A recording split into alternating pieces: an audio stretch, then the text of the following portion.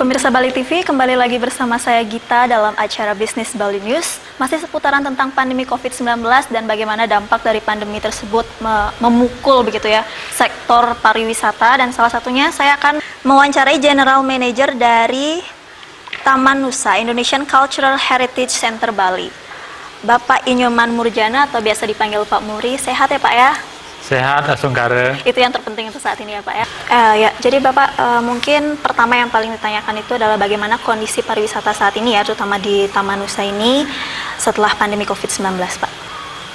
Baik, kondisi kunjungan wisatawan ke Taman Nusa semenjak kita buka tanggal 3 Agustus, animo masyarakat Bali di awal minggu pertama itu cukup baik ya, sehingga kita bisa hit sampai dengan perharinya bisa sampai dengan 100 orang. Ya, ada lonjakan kunjungannya di akhir pekan, khususnya hari Sabtu dan Minggu bisa sampai dengan 150 orang. Oh, lumayan ya. Setelah masuk minggu kedua memang berbeda, ada penurunan kembali ya. Sehingga ada rata-rata sampai saat ini kunjungan wisatawan kita per hari boleh dikatakan 50 sampai 60 orang Per harinya. Ya. Itu paling rame weekday atau weekend Pak? Paling ramainya di weekend, di hari Minggu. Oh. Ya, dari pagi sampai sore bisa sampai 150 orang. Jadi itu tamu yang datang itu banyakan lokal atau domestik? Atau mungkin Bapak di Taman Nusa ini malah apa ya? Malah menargetkannya itu tamu mancanegara? Sebelum new normal ini memang market kita ya cukup luas. Ya, salah satunya lah international market. Tapi pada masa new normal kunjungan kita hampir 99% adalah lokal Bali. Ya, di luar itu ada 1%-nya adalah ekspat dan juga ada domestik yang non lokal. Ya. Jadi penyambutan segala sesuatunya itu masih tetap sama ya Pak ya? Untuk penyambutannya hampir sama ya. Kita sekarang ada di Gedung Daun Sirih. Setiap para tamu kita ya, berapapun kunjungan yang datang kita tetap menyambutnya dengan salah satu tarian Nusantara. Oh, itu menarik tuh Pak. Jadi gedungnya ini dinamakan Gedung Daun Sirih. Itu asal-usulnya gimana Pak? Kok bisa dinamakan Gedung Daun Sirih? Ya, kalau kita di Indonesia, kita setiap para tamu yang datang ke rumah kita, biasanya kita adakan sekapur sirih. Sekapur sirih adalah penyambutan, atau bahasa lainnya dulu nenek moyang kita itu ada nyirih, diberikanlah sirih ya untuk menyambut para tamu kita. Gedung ini Gedung Daun Sirih, atapnya menyerupai daun sirih, merupakan salah satu tradisi dalam menyambut para tamu yang datang ke rumah ya, ke rumah Indonesia, yaitu di Taman Nusa. Jadi setiap tamu yang datang akan disambut di gedung ini terlebih dahulu ya Pak. Betul, ya. Mungkin kita bisa lihat-lihat langsung ya Pak ya. Baik, kalau kita mau eksplor Indonesia di Bali hanya ada di Taman Nusa. Ya, sebaiknya kita menjelajah Indonesia sekarang. Baik, di Gedung Daun Sirih ini ya, kita ada di halaman belakang daripada Daun Sirih ini, kita bisa melihat pemandangan alam Sungai Melangit. Ya, silakan. So, ini the best spotnya ya Pak ya? Ya, ini the best spot untuk kita melihat pemandangan alam Sungai Melangit. Ya. Wah, indah sekali. Nah, itu terasering kita. Ya, jadi kalau tidak tertutup dengan awan, itu kelihatan pemandangan Gunung Agung. Kurang lebih jaraknya 56 km dari Gunung Agung. Ya. Gunung Agungnya terlihat dari sini? Ya, di bawah kita ini adalah Sungai Melangit. Seberangnya sudah masuk daerah Klungkung, daerah Bakas Klungkung. Ya, sepanjang Taman Nusa ini adalah hutan yang masih sangat alami. Yang mana hutan ini juga ada seperti kera, terus ada burung hutan. Masih ada binatang bebas seperti itu ya Pak ya? Masih, karena ekosistemnya masih sangat bagus ya.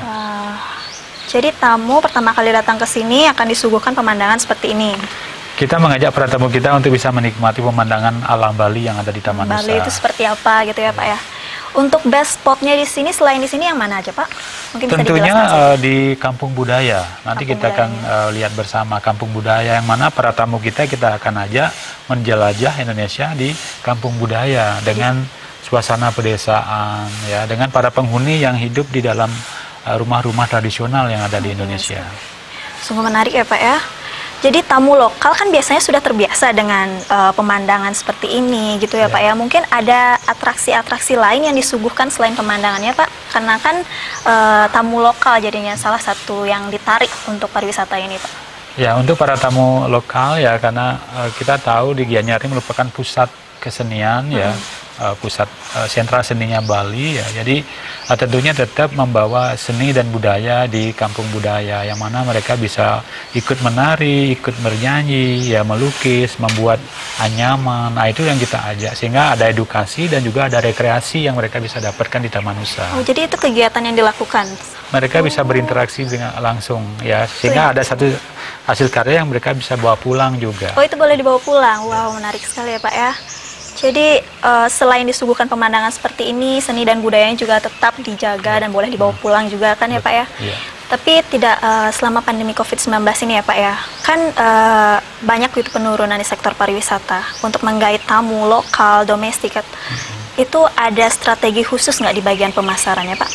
Ya, dari sisi pemasaran jelas yang pertama kita mengutamakan untuk protokol kesehatan, yang mana tempat kita ini seluas 15 hektar ya, sehingga jarak itu bisa terjaga, dan juga protokol kesehatan dengan kita menambah fasilitas untuk kebersihan, untuk membersihkan tangan, dan juga kita mewajibkan untuk menggunakan masker ya.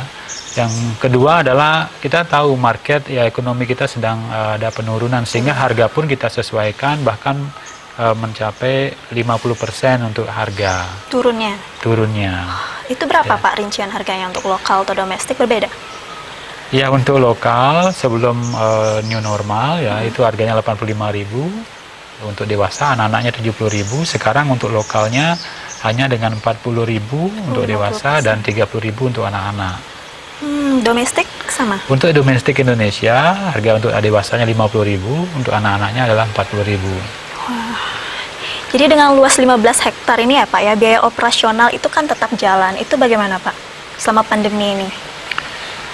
Biaya operasional kita sebut dengan operasional terbatas, sehingga kita ada juga melakukan penurunan terhadap daya listrik ya, penggunaan air, efisiensi terhadap beberapa biaya-biaya yang lain. Yang jelas memang kita masih disupport oleh owner untuk bisa memaintain operasional yang terbatas ini. Masih disupport. Ya. Permisa, kita lanjutkan perjalanan di Taman Nusa. Jadi gedung yang besar ini gedung apa ya Pak ya? Ini namanya Introduction Hall ya, kita sedang memasuki Introduction Hall, yang mana di Introduction Hall ini kita tampilkan tentang alam Indonesia tuh dalam bentuk gambar. Dan juga kita tampilkan beberapa artefak ya, kalau di Bali sangat dikenal dengan barong ya, di sini ada barong sebagai display kita. Terus di sini juga kita tampilkan ada kapal pinisi yang merupakan nenek moyang kita adalah seorang pelaut ya. Kapal pinisi ini dulunya pernah mengelilingi dunia ya. Nah, di sini Pesona Indonesia boardnya inilah alam Indonesia, kita punya laut yang sangat indah, punya sawah ya, hutan ya, kerajinan kain, pasar tradisional Indonesia, dan juga gunung api yang ada di sini. Oh, lengkap sekali ya Pak ya. Jadi setiap tamu yang datang ke sini akan diajak ke gedung introduction-nya ini, lalu dijelaskan tentang budaya-budayanya seluruhnya. Ya, di sinilah kita memperkenalkan Indonesia di Taman Nusa. Yang paling penting adalah kita juga akan menunjukkan di situ ada map Indonesia. Wow. Di situ ada salah satunya adalah Pulau Bali. Di map tersebut ya Pak ya. Ruangnya luas sekali. Ya, lambang negara Indonesia, burung garuda ya. Apa saja yang ada di map ini ya kita tahu. Ya, kita ada di Bali, Taman Nusa ada di Bali. Inilah Bali. Di antara ya ribuan pulau yang ada di Indonesia, Bali adalah pulau kecil yang ada di Indonesia. Nah, jadi di Taman Nusa ini ya kita sudah ada di Bali. Kita bisa menjelajah Indonesia mulai dari Papua. Setelah itu kita akan menuju ke Sulawesi ya, atau Celebes. Selanjutnya kita akan menuju ke Kalimantan atau Borneo, Sumatera, Jawa, dan Bali tentunya. Dari Sabang sampai Merauke ya Pak ya, di satu tempat. Merauke, kita bisa lihat langsung di Taman Nusa. Luar biasa sekali ya Pak ya. Mengenai gedung tersebut, itu gedung teater ya Pak ya? Ya, di dalam gedung ini kita juga memiliki Bima Theater, yang mana di Bima Theater tersebut kita menampilkan pertunjukan tarian Nusantara, senian Bali yang merupakan tari barong, ya, bahkan ada tari kecak juga, dan kita gunakan sebagai gedung serbaguna juga, termasuk digunakan oleh siswa atau mahasiswa yang adakan perpisahan ataupun graduation. Oh, menarik sekali. Jadi dari satu gedung sudah mendapatkan banyak sekali ya ilmu begitu ya Pak ya. Mungkin kita bisa pindah ke tempat yang lain ya Pak ya, karena di satu gedung ini saya sudah sangat indah. Ya, mungkin betul. Kita akan menuju ke area daripada masa prasejarah. Kita akan melewati ya, turun tangga ini, kita menuju ke masa prasejarah. Oh, baik. Ya Pak, jadi ini disebut dengan gedung prasejarah. Ya, di gedung Introduction, kita memasuki masa prasejarah. Ya, ini masa prasejarah kita memasuki goa. Iya, Kita Pak, tahu 4000 sampai 5000 sebelum Masehi, ya kita mengenalnya adalah nomaden, hidup berpindah-pindah. Pada saat mereka hidup berpindah-pindah, mereka akan tinggal di dalam goa seperti ini. Ya, setelah makanan habis, mereka akan berpindah ke tempat lain. Untuk menandakan bahwa mereka pernah tinggal di sini, mereka akan memberikan tanda dengan tapak tangan seperti yang di sini. Ya, jadi gua ini pernah ditinggali oleh mereka, dan setelah itu mereka berpindah ke gua yang lainnya yang dekat dengan sumber makanan yang ada. Wah, menarik sekali ya Pak ya, benar-benar mengupas perjalanan hidup sejak dulu sampai sekarang begitu ya Pak ya? Betul, inilah di Taman Nusa kita akan tampilkan masa ke masa. Masa ini adalah masa prasejarah ya, atau disebut dengan masa zaman batu ya. Di zaman batu ini ya bisa kita lihat nanti adalah merupakan standing stone atau batu yang berumur lebih dari 4000 tahun yang Oh iya, lalu, standing ya. stone. Ya, seperti itu. Ya. Jadi benar-benar terlihat nyata begitu ya Pak ya? Dari bukan hanya pengalamannya saja, pemandangan, tapi juga mendapat ilmu, segala sesuatunya. Jadi ini biaya operasional pasti besar ya Pak ya? Ya, kami sampaikan memang karena luas dan juga cukup banyak yang kami tampilkan, sehingga biaya besar kita juga dalam maintain ya, pemeliharaan dan perawatan itu yang cukup besar. Jadi pegawainya itu diperlukan juga banyak ya Pak ya untuk menjaga semua ini ya, gitu. Ya tentunya karena coveragenya cukup luas, sehingga pegawai kita untuk bisa ya mengerjakan seluruhan pekerjaannya dibutuhkan lebih dari 150 orang. Lebih dari 150 orang. Mengenai kepegawaian Pak, itu menarik. Semasa pandemi ini bagaimana begitu nasib pegawainya Pak? Mungkin diatur jadwal kerjanya atau bagaimana? Sampai dengan saat ini kita sudah buka, tapi kita masih menentukan untuk 15 hari kerja. Jadi pegawainya bekerja selama 15 hari dalam 1 bulan.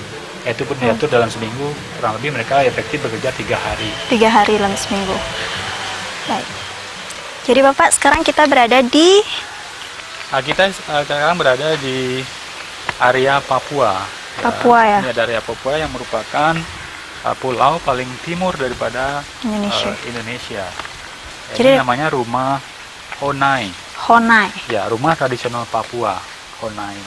Bisa dilihat sangat artistik rumahnya, ya rumahnya cukup rendah, pintu masuk rumah juga tidak terlalu tinggi ya, sebagai penghormatan kepada si yang punya rumah. Yang punya, oh itu fungsinya, kenapa tidak terlalu tinggi begitu ya? Agak merunduk sehingga bisa memasuki rumah. Ya, inilah dalam rumahnya seperti ini. Biasanya ada perapian juga untuk mengangkat badan. Honai ini adalah rumah laki-laki. Oh, ini rumah laki-laki. Jadi yang tinggal di rumah ini adalah dari kepala suku atau laki-laki. Satu orang saja tapi? Iya. Ya, kita ada rumahnya ada 3 ya, di Papua, ada Honai, Edei, Wamai. Edei, Wamai. Ya. Untuk wanitanya yang mana Pak? Untuk wanitanya adalah sebelah kanan saya. Edei itu ya? Ya, Edei, ya, terus ada rumah Wamai. Wamai inilah merupakan kandang untuk memelihara babi. Oh, ini kandang, ya. Tapi menyerupai seperti rumah juga ya Pak ya? Kenapa? Karena babi itu sangat memiliki nilai yang sangat tinggi untuk ritual di sana. Jadi yang dipelihara memang babi saja di Papua? Untuk ritual mereka menggunakan kelas 1, untuk ritual itu adalah babi. Dari semua replika ini kayaknya yang paling menarik ya Pak ya? Betul, ini sangat sangat menarik, unik sekali ya. Dan bangunannya juga kalau kita ada di dalam kita terasa lebih sejuk ya, karena ada kisi-kisi dari kayu tersebut ya. Angin masuk gitu ya Pak ya. Baik Bapak, sebagai closing statement mungkin Bapak ya, sebagai pengelola Taman Nusa, mungkin ada harapan untuk pemerintah selama masa pandemi COVID-19 ini ya Pak? Bisa disampaikan? Ya, tentunya kami pengelola Taman Nusa yang merupakan Taman Wisata Budaya Indonesia mengharapkan kondisi untuk COVID-19 ya, kita ada di masa pandemi ini segera berlalu ya. Yang kedua adalah dari pemerintah mengupayakan mempromosikan sehingga betul-betul Bali ya ataupun Gianyar dan Taman Nusa ini sudah siap untuk bisa menerima para tamu kita, ya baik tamu mancanegara, tamu Nusantara ataupun tamu lokal Bali. Jadi itu harapannya untuk pemerintah ya Pak ya. Baik pemirsa Bali TV, itu tadi hasil wawancara saya bersama dengan General Manager Taman Nusa Indonesian Culture Heritage Center Bali. Sampai jumpa di Bisnis Bali News selanjutnya.